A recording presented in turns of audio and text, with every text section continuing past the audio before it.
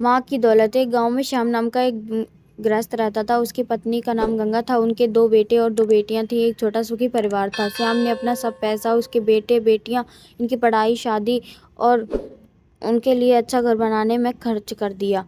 श्याम के बेटे और बहुएं स्वार्थी थे। माँ बाप ने इतना सब किया था, फिर भी श्याम को अपने बेटे और बहू के रहमो करम पर जीना पड़ रहा था। उन दोनों को बेटे और बहुओं से बहुत ज़्यादा हीनता और अपमान का बर्ताव मिलता था। अचानक एक दिन श्याम की मृत्यु हो गई। इस वजह से वो बेचारा तो इस दर्द से मुक्त हो गया, पर गंगा मात्र अकेली रह गई। गंगा ऐसे ही उदास मनस्थिति में मंदिर गई। वहां उसे उसकी बचपन की सहेली शांता मिली। उसे देखकर उसे अच्छा लगा। गंगा को उदास देखकर शांता ने गंगा से उसकी उदासी का कारण पूछा। गंगा ने अपने दुखी जीवन का सभी विवरण उसे बताया। वह सब सुनकर शांता ने उसे गुप्त में कुछ तो कहा। वो सभी सुनकर गंगा को थोड़ा सा आधार मिला। दूसरे दिन सुबह जिस प्रकार शांता के बताए अनुसार शांता एक बैग लेकर गंगा के पास गई और वो जैसे पहली बार मिल रही हो ऐसा बर्ताव किया। शांता ने गंगा को गले लगा लिया। गंगा ने शांता को पूछा, शांता तुम हमारे गांव कब आई और किसके घर ठहरी हो? गंगा के दोनों बहू गंगा की आवाज़ सुनकर बाहर आई। उन दोनों को देखकर शांता बोली, अरे मैं दूसरे घर पर कहाँ रहूं? हम दोनों मौसेरी बहनें हैं, तो भी हमारा सगी बहनों से ज़्यादा रिश्ता अटूट है। मुझे जीजाजी गुजर गए मालूम पड़ा, इसलिए मैं तुमसे मिलने के लिए और भेंट देने के लिए आई हूँ। पहले दिन तय किए गए अनुसार गंगा बोली, शांता तुम मुझे मिलने के लिए आई हो यह सुनकर मुझे अच्छा लगा, पर तुम मुझे भेंट देने के लिए कुछ लाई हो उसका अर्थ मुझे समझ नहीं आया। शांता जानबूझकर रोने का सुर निकालकर बोली, अरे गंगा मुझे पता है आप दोनों ने तुम्हारा सभी पैसा बेटा बेटी के पढ़ाई और उनके शादी के लिए, अच्छा घर बनाने के लिए खर्च कर डाले। आप दोनों ने खुद के लिए कुछ भी नहीं रखा। यह सब ठीक है क्योंकि आपके बेटे और बहुएं सभी अच्छे हैं, इसलिए वह तुमसे प्यार से बर्ताव करते हैं, तुम्हें अच्छे से संभालते हैं, इसका मुझे भरोसा है।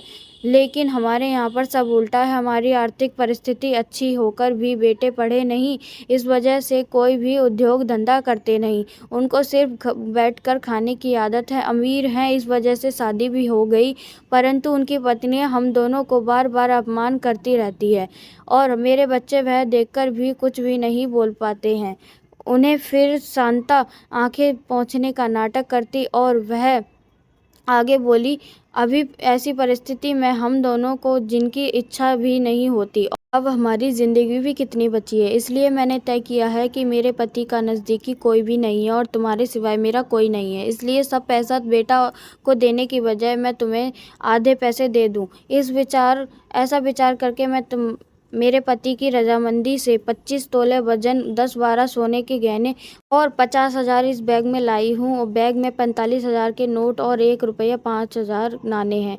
अभी तुम बिना कुछ कहे मेरा प्यार समझकर इस बैग और इसकी चाबी रख लो। मैं सिर्फ तुम्हारे पास चाय पीकर चली जाऊंगी। शांता का यह बोलना सुनकर सास की बहन कोई सामान्य औरत नहीं है, बल्कि बहुत अमीर औरत है और धन की तिजोरी साथ लाई है। ऐसा विचार करके गंगा की बड़ी बहू प्यार का नाटक करके उनको बोली, क्या मौसी आप इतनी जल्दी क्यों जा रही हो? अभी तो आए हो तो 2-4 दिन रहो हमारे घर। आपके बेटे और बहू भी नई पीढ़ी के हैं, इस वजह से आप उनकी तरफ ध्यान मत दीजिए।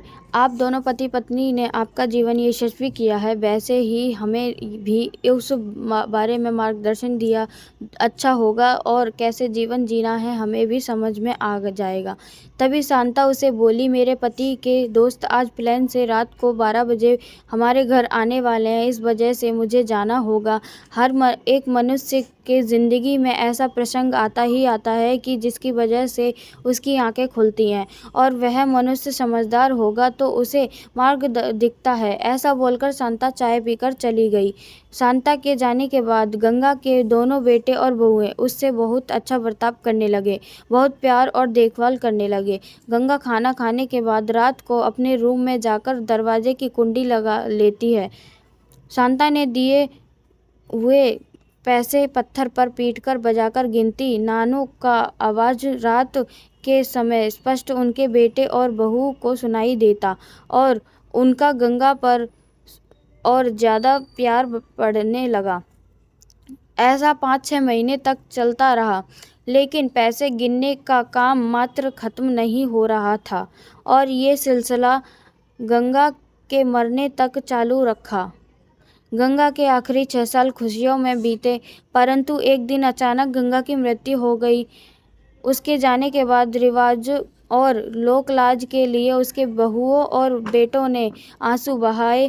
फिर उन्होंने शमशान से आने के बाद उन्होंने तुरंत माँ के रूम में जाकर उस बैग का ताला खोला और क्या उनको धक्का लगा, क्योंकि उसमें सिर्फ पुराने समाचार पत्र, 4-5 वजनदार पत्थर और 1 रुपया था।